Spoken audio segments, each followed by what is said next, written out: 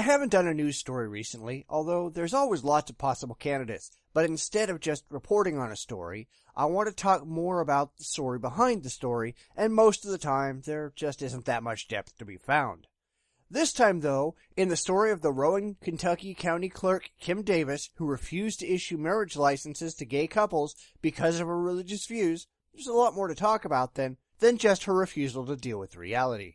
Of course, Davis isn't the only one out there who has refused to issue gay marriage licenses since the recent Supreme Court decision, but all of the other cases that we've seen or talked about have resulted in people voluntarily leaving their jobs because they were morally unable to continue to do them.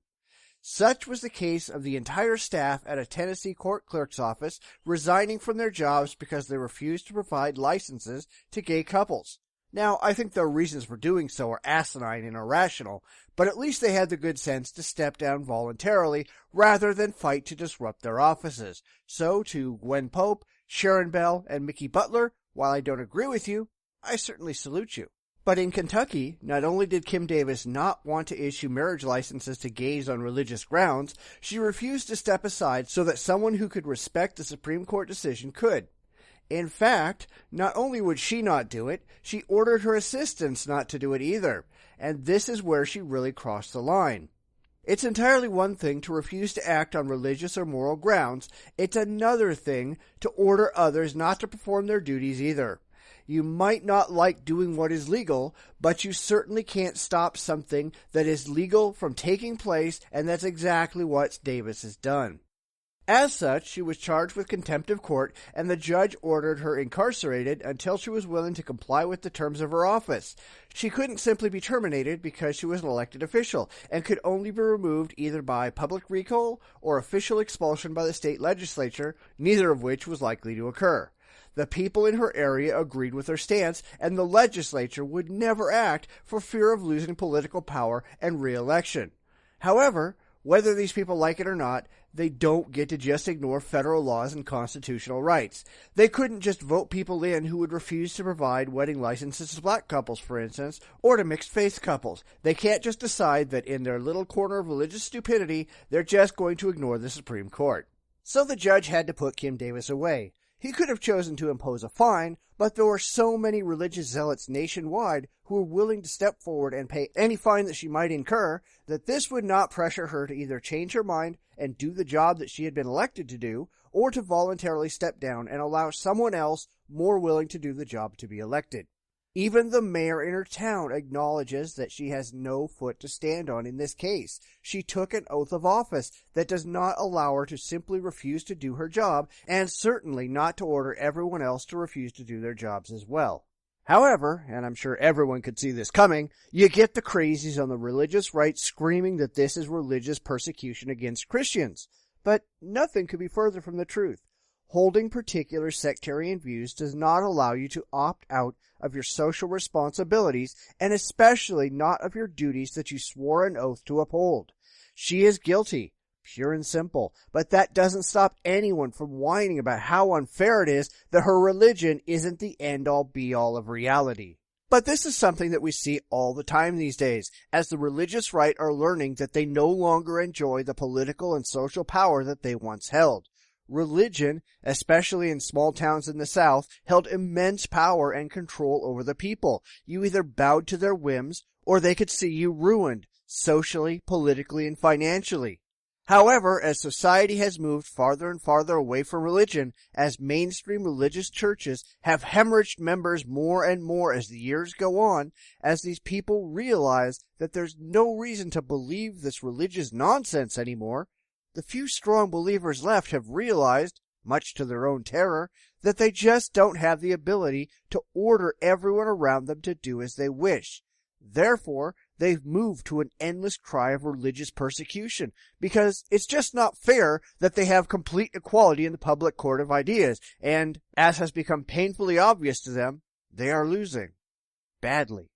Now, Kim Davis has already lost her fight. In fact, she's desperately trying to compromise with the courts. Her latest attempt is that she will allow gay marriage licenses to be issued if she doesn't have to put her name on them, but she has really lost any effective bargaining position.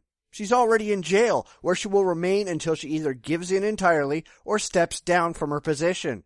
The court has no reason whatsoever to compromise their position at all. This isn't a matter of forcing Kim Davis to violate her religious moral convictions. It has to do with holding her legally accountable for the oath of office that she gave, an oath that doesn't change just because her religious beliefs suddenly no longer allow her to do the job for which she is being paid $80,000 a year for. However, there are a lot of people who are attacking her personally for her looks and her weight, and that is certainly not called for. It doesn't really matter in the current case, and is certainly crass and rude, and ought to be decried by everyone. The same may not be true of pointing out her moral hypocrisy, that she's been married 4 times to 3 different men, and that her children were not the children of the man that she was married to at the time of their conception. Certainly, there's a lot to consider there, but since her current religious beliefs were not adopted until 2011, long after any of these things happened, I think it's questionable just how valid these points really are. In fact, I think they cloud the issue, which is a woman not doing her job that she was elected to do and for which she swore an official and legally binding oath to uphold the Constitution and faithfully perform the duties of her office. This isn't religious discrimination. This is political incompetence. Let's call it what it actually is. To do otherwise gives the religious ammunition in their ridiculous crusade to regain their former political power. To Kim Davis, your choice here is simple. Either set aside your religious beliefs and do the job that you swore to do, or step down and walk away. You have to decide which one, your religion or your job, is more important to you and act accordingly. You don't get to just decide that the standards and the laws don't apply to you. As it says in Mark 12:17, render unto Caesar the things that are Caesar's, and unto God the things that are God's. The secular government position that you were elected to perform, that you guaranteed with your oath that you would execute, is what Jesus called you to render because Caesar calls for it. You are refusing to do what Jesus says. I guess that proves that not only are you a piss-poor county clerk, you're a piss-poor Christian as well. Thanks for tagging along. Hopefully you enjoyed my take on the issue, but if you didn't, by all means, let me know in the comments below. As always, like, subscribe, and share. Let people know via Twitter and Tumblr and Facebook and Google+, if you think that they should come and watch my videos. People just don't know if there's anything out in YouTube land worth watching if nobody points it out, and I appreciate all the people who have spread the word. If you have any other news stories that you think I should respond to, by all means, let me know. There have been so many really great stories sent in that I never would have seen otherwise, and I really appreciate my fans, and I hope they continue to do so. Also, let me know what you think of the new look. I'm playing around with a couple things, and if you have any suggestions or comments, let me know that as well. So until we meet again, farewell, and thank you all.